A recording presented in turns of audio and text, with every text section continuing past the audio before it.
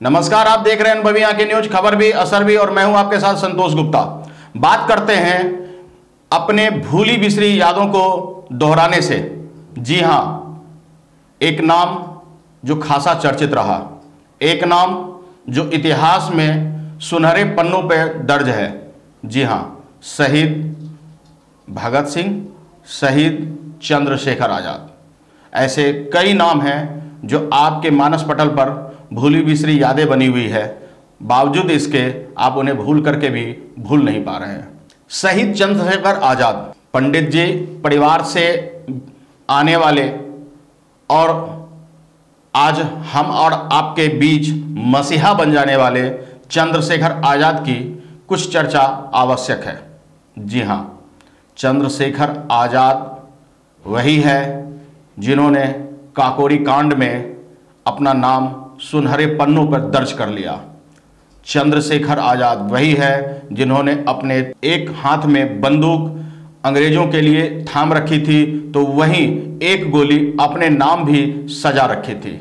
और जब अंग्रेजों से वो घिर गए और मौत को सामने देखा, तो अंग्रेज की गोली खाने से बेहतर उस गोली को चूम लिया जो उन्हें आजाद नाम के साथ आज़ादी की मौत नसीब करवाया। चंद्रशेखर आजाद, जिनके बलिदान को हम जितना भी याद करें कम है। चंद्रशेखर आजाद, जिनकी कहानियां हम और अपने बच्चों को भी सुनाते हैं। उनकी साहसिक वीरता और उनका अदम्य साहस हम सबको नमन करने के लिए मजबूर करता है।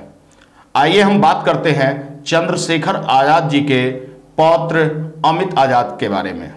उनके वंशज, उनके रक्त प्रवाह से उद्वेलित अमित आज आजाद नाम को कितना सार्थक कर रहे हैं, इस पर पत्रकारों से उन्होंने खुलकर चर्चा की और पत्रकारों ने अपने सवाल उनसे पूछे। देखिए यह वीडियो। आजादी से पहले शहीद आजम चंद्रशेखर आजाद जी ने जो सपना देखा था इस भारतवर्ष का, क्या आज वो भारत देखने को मिलता है? सर्वप्रथम तो आप सभी पत्रकार बंधुओं को अमित आजाद का नमन है। आपने पूछा शहीद चंद्रशेखर आजाद जी ने जो सपना देखा था, क्या वो सपना आज है? कहीं ना कहीं मैं मानता हूं कि उन्होंने देश को आज़ाद कराया और देश आज आज़ाद है। पर जैसा लोग मुझे कहते हैं कि क्या अमित आजाद जी देश आज़ाद है, कहीं ना कहीं लोगों को लगता है कि वो एक गुलामी की जिंदगी जी रहे हैं। क्यों? क्योंकि कहीं पर वो इसलिए बोल जाते हैं, दबाव उन पर बेरोजगारी का है, दबाव उन पर भ्रष्टाचारी का है, दबाव उन पर कहीं ना कहीं सरकारें ठीक से अपना काम नहीं कर पाती हैं, इस चीज का है। तो मैं ये कहना चाहूंगा कि निश्चित तौर पर जो देश शहीद भगत सिंह और शहीद आजाद जी ये सोचते थे कि आज़ाद भारत आज तो ऐसा है, अंग्रेज हैं, जब आज़ाद हो जाएगा तब कैसा होगा, तो वही तस्वीर आज हमारे सामने है। इसके लिए हमें कहीं ना कहीं अपने से, जैसे हम कहते हैं ना भारत हमारा महान है, तो हमें अपने को महान बनाना होगा, तभी भारत महान बनेगा। तो आप बताना चाहेंगे कि अमित जी ने बखूबी बताया कि मैं अमित आजाद युवाओं के बीच जाकर विभिन्न कॉलेजों और IIT के जैसे संस्थानों में जाकर युवाओं को देशभक्ति की राग आलापता हूँ, युवाओं में देशभक्ति की भावना जगाता हूँ। और इस अलग को जगाने के लिए अमित आजाद पूरे देश में भ्रमण करते हैं, युवाओं के बीच जाते हैं, उनकी समस्याओं को सुनते हैं और सामाजिक समस्याओं को प्रशासन से दूर कराने की भरसक प्रयास करते हैं। सामाजिक विषमता को पाटने के लिए आंदोलित अमित आजाद चंद्रशेखर आजाद के पौत्र हैं। हम आपको बता दें कि वे आज भी सामाजिक विषमता को खत्म करने के लिए आंदोलित हैं। उनकी सोच है कि वे किसी भी पार्टी विशेष से नहीं जुड़ेंगे और किसी राजनीतिक ठप्पा लगाए बगैर ही देश सेवा करेंगे, जैसे उनके दादाजी किया करते थे। उन्होंने पत्रकारों से कहा कि देश सेवा राजनीति के बगैर भी की जा सकती है और मैं राजनीति के बगैर ही देश सेवा करता रहूँगा। जब पत्रकारों ने पूछा अगर आप लोकसभा में नहीं जाना चाहते हैं तो राज्यसभा तो जा ही सकते हैं, राज्यपाल तो बन ही सकते हैं, तो उन्होंने कहा अभी इस पर गंभीरता से कोई विचार मैंने नहीं किया है।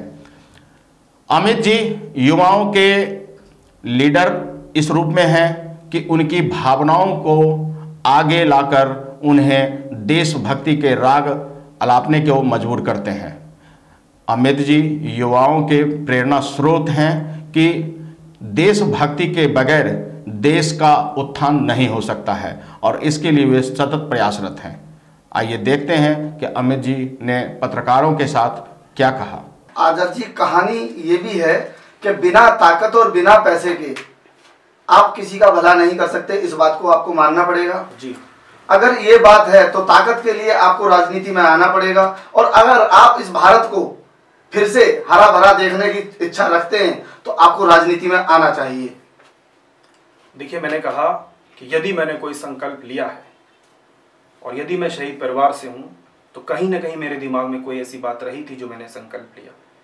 कई लोग कहते हैं कि ये बड़े बड़े नेता हैं, इनसे जुड़ो, इनसे संपर्क साधो, ये तुम्हें आर्थिक मदद देंगे, ये तुम्हें पावर देंगे। मैंने कहा जब एक तो मैं सत्ता में जा ही नहीं रहा हूं, फिर भी मैं इनसे जुड़ के क्यों रहूं। मुझे जो काम कराने होते हैं उसके लिए मैं सबके पास जाता हूं, चाहे वो मुख्यमंत्री हो, चाहे वो प्रधानमंत्री हो, चाहे वो कहीं का डीएम हो या कोई भी राजनीतिक आदमी हो, क्योंकि वो उस पद पर बैठा है, उसकी जिम्मेदारी है उसका करना, इसलिए मैं उसके पास जाता हूं।